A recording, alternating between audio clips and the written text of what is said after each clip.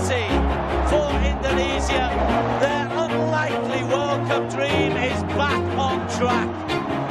Timnas Indonesia dan pelatih Patrick Kluivert sebentar lagi akan melakoni laga hidup mati di lanjutan kualifikasi Piala Dunia 2026 zona Asia. Seperti yang kita ketahui bahwa di laga tersebut Zhaichess dan kawan-kawan akan menghadapi timnas Cina di awal bulan Juni 2025 ini. Tentu hal ini akan menjadi tantangan tersendiri bagi pelatih timnas Indonesia yaitu Patrick Kluivert. Selain memiliki misi balas dendam atas kekalahan di pertemuan pertama lalu di China, timnas Indonesia juga dituntut mencuri poin penuh agar dapat menjaga asa peluang tampil ke putaran final Piala Dunia 2026.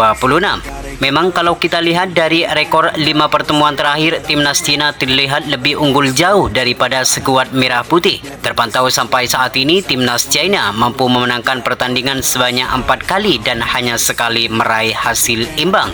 Namun meskipun demikian, Patrick Kluivert selaku pelatih timnas Indonesia harus tetaplah optimis. Dengan skuad elit yang dimiliki saat ini, diyakini dapat mengalahkan timnas Cina di hadapan ribuan supporter sendiri. Kemudian selain itu, Erick Thohir selaku Ketua Umum PSSI menegaskan kalau saat melawan Cina dan melawan Jepang di bulan Juni ini, ia tidak akan menambah pemain baru, melainkan mempercayai dengan skuad yang ada saat ini. Sekedar informasi bahwa saat melawan timnas Cina nanti, timnas Indonesia tidak akan diperkuat 2 pemain andalannya, yakni Martin Paes dan Marcelino Ferdinand. Kedua pemain itu mengalami akumulasi kartu kuning saat timnas Indonesia berhadapan dengan timnas Bahrain di Gelora Bung Karno beberapa waktu lalu. Lantas bagaimanakah Patrick Kluivert meracik strateginya di saat melawan timnas Cina di bulan Juni ini? Dan berikut ini merupakan potensial starting line up timnas Indonesia versus timnas China di laga ke-9 ronde ketiga kualifikasi Piala Dunia 2026 zona Asia.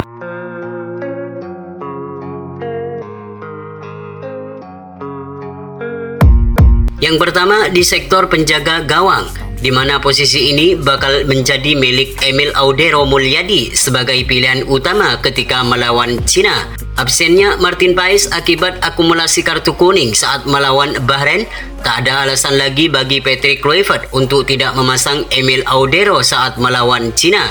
Usai gagal debut saat melawan Australia dan melawan Bahrain, ini akan menjadi tantangan dan pembuktian bagi Emil Audero di hadapan ribuan supporter Garuda di laga debutnya melawan Cina nanti.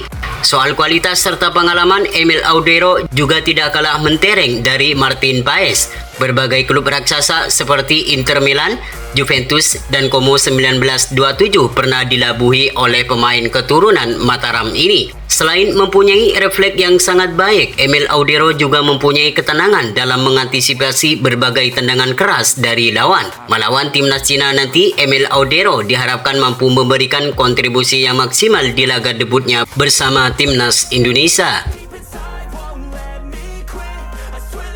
Beralih ke sektor lini pertahanan, di mana Emil Audero bakal digawal 3 bek sejajar, yakni Pascal Struijk, Zhaichess, dan Rizky Ridho. Meski belum resmi dinaturalisasi, namun Pascal Struijk mempunyai kesempatan untuk memperkuat merah putih. Beredarnya foto Pascal Struijk bersama Patrick Kluivert, publik menilai kalau Pascal Struijk semakin dekat bergabung dengan skuad Garuda.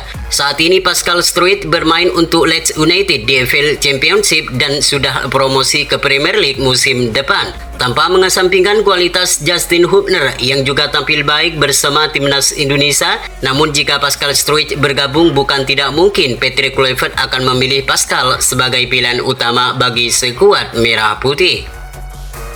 Sementara untuk Rizky Ridho akan kembali menjadi andalan bagi Patrick Kluivert. Kepercayaan sang pelatih akan bertambah usai Rizky Ridho tampil gemilang melawan Bahrain beberapa waktu lalu. Meski hanya bermain di Liga 1, namun kemampuan pemain asal Persija Jakarta ini tidak kalah mentereng dari pemain yang bermain di Liga Eropa. Kemampuan dalam memutung serangan lawan serta ketenangan dalam mengambil keputusan membuat Rizky Ridho menjadi pemain lokal yang sangat penting bagi timnas Indonesia di kualifikasi Piala Dunia 2026 ini. Sedangkan Zhaichess akan tetap menjadi andalan di benteng terakhir lini pertahanan Garuda. Zhaichess akan lebih bermain tenang dan kedewasaan. Selain bertugas sebagai kapten tim, Ziyech juga akan ditugaskan untuk meladeni duel-duel udara yang kemungkinan besar bakal diterapkan oleh para pemain Cina. Dengan mempunyai tubuh yang tinggi serta pengalaman bermain di kasta teratas Serie A Italia, tentu akan menjadi nilai tambahan bagi timnas Indonesia untuk memenangkan setiap duel yang dilakukan oleh pemain asal Venezia ini. Sedangkan untuk sektor fullback kanan dan fullback kiri, di mana posisi ini bakal ditempati oleh Sandy Walsh dan Calvin Verdong. Hadirnya Cavendish membuat Sandy Walsh selalu menjadi pemain cadangan di skuad Garuda saat ini. Namun di saat melawan Australia dan Bahrain, penampilan Cavendish tidak terlalu memukau. Terlihat beberapa kali pemain asal FC Copenhagen itu kehilangan bola dan passing yang kurang maksimal. Sandy Walsh nampaknya sangat cocok untuk menjadi starter saat timnas Indonesia melawan timnas Cina di 5 Juni mendatang. Sedangkan Calvin Verdong, kita sudah mengetahui betapa apiknya sosok pemain yang satu ini. Sejak debut dengan timnas Indonesia, Calvin Verdong selalu tampil konsisten dalam penampilannya. Selain solid dalam menjaga pertahanan, Calvin Verdong juga jago dalam membantu penyerangan dan kerap kali menebar ancaman di pertahanan lawan.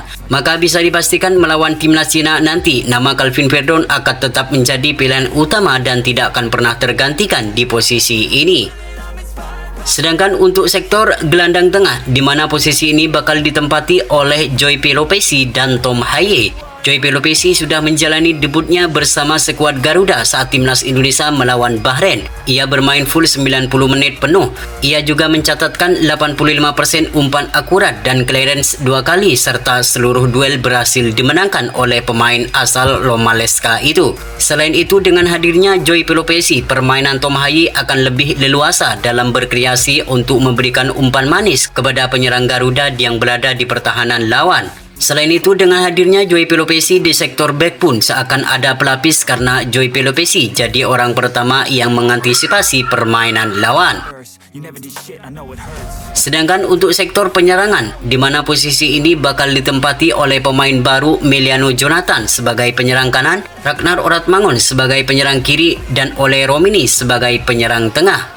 Di laga menghadapi timnas Cina nanti, Marcelino Ferdinand dipastikan bakal absen karena mengalami akumulasi kartu kuning. Jika Emiliano Jonathan resmi bergabung dengan skuad Garuda, maka pemain ini wajib starter saat melawan timnas Cina di 5 Juni mendatang.